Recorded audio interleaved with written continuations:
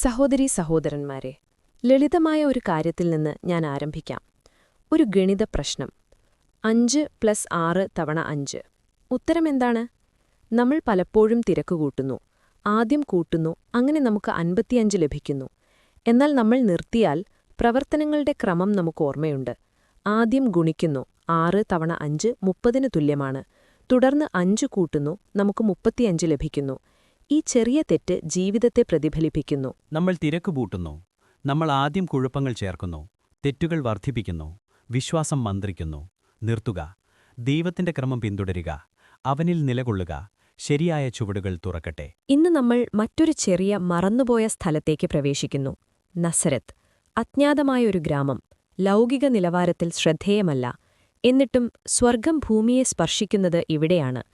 ദൈവം തന്റെ ഏറ്റവും വലിയ രക്ഷാപ്രവർത്തനം ആരംഭിക്കുന്നത് ഇവിടെയാണ്. ദൈവം പ്രവർത്തിക്കുന്നത് ഇങ്ങനെയാണ്.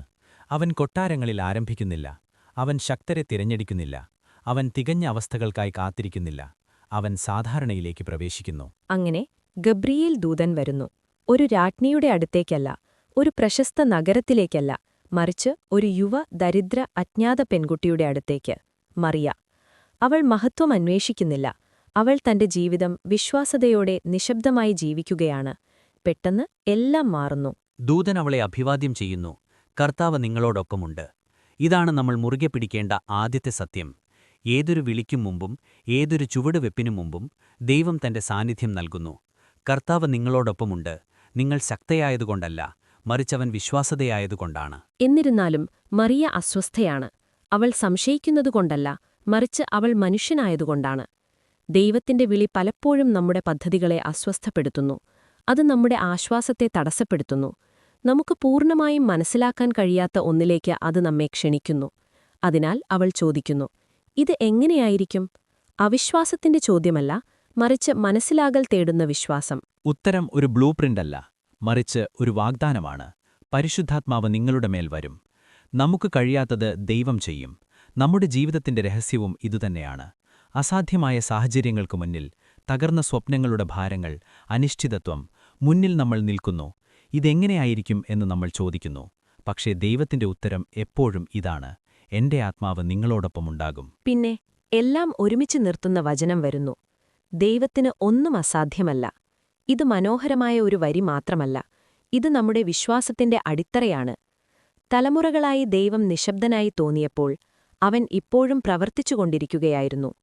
പ്രത്യാശ നഷ്ടപ്പെട്ടതായി തോന്നിയപ്പോൾ അവൻ രക്ഷയൊരുക്കുകയായിരുന്നു. അതേ സത്യം ഇന്നും ജീവിക്കുന്നു.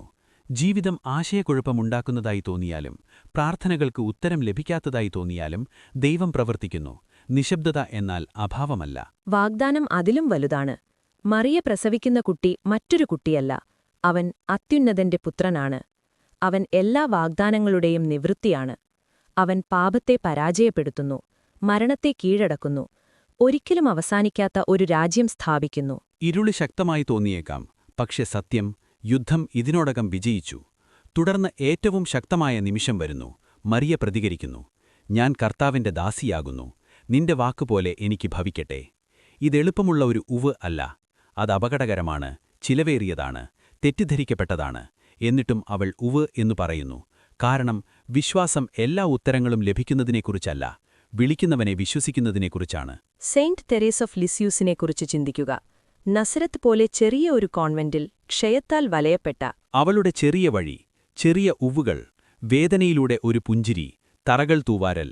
അവൾ പറഞ്ഞു, വിശുദ്ധി ചിത്തത്തിന്റെ മനോഭാവമാണ്, ദൈവത്തിന്റെ കരങ്ങളിൽ ചെറുത്, അയൽവാസിയോട് ധൈര്യം. അപ്പോൾ വലിയ അത്ഭുതങ്ങളുമൊന്നുമില്ല.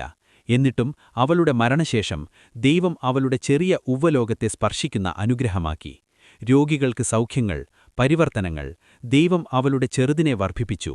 നസറേത്ത് ഒരു ആഗോള തീയിലേക്ക് ഉവ് ആയി. ഇന്ത്യയിൽ നമ്മളത് കാണുന്നു. ദാരിദ്ര്യത്തിനിടയിൽ പ്രാർത്ഥിക്കുന്ന തെരുവു കച്ചവടക്കാർ, വഴിതെറ്റിയ കുട്ടികൾക്കായി ഉപവസിക്കുന്ന അമ്മമാർ. ദൈവം ഈ നസറത്തുകളെ തിരഞ്ഞെടുക്കുന്നു. അപ്പോൾ ഇന്ന് നിങ്ങളുടെ നസരത്തിൽ അവഗണിക്കപ്പെട്ട ജോലി, ആ ബുദ്ധിമുട്ടുള്ള വീട്, ആ നിശബ്ദ സംശയങ്ങൾ, ഒരു നിമിഷം നിർത്തുക. ക്രമത്തിൽ വിശ്വസിക്കുക. ആദ്യം അവന്റെ സാന്നിധ്യം, പിന്നീട് അവന്റെ ആത്മാവ്. ഉവ് എന്നു പറയുക. കുഴപ്പത്തിൽ നിന്ന് അവൻ അത്ഭുതങ്ങൾ സൃഷ്ടിക്കുന്നു. റൂമി പറയുന്നതുപോലെ, കാത്തിരിപ്പിനു വിശ്വസിക്കുക, അനിശ്ചിതത്വത്തെ സ്വീകരിക്കുക. ദൈവം നിങ്ങൾക്കായി സ്വപ്നം കാണുന്നതുപോലെ ആകുന്നതിന്റെ ഭംഗി ആസ്വദിക്കുക. അവൻ നിങ്ങളോടൊപ്പമുണ്ട്. ഇമ്മാനുവേൽ, ഒന്നും അസാധ്യമല്ല. ആമേൻ. Thank you for watching.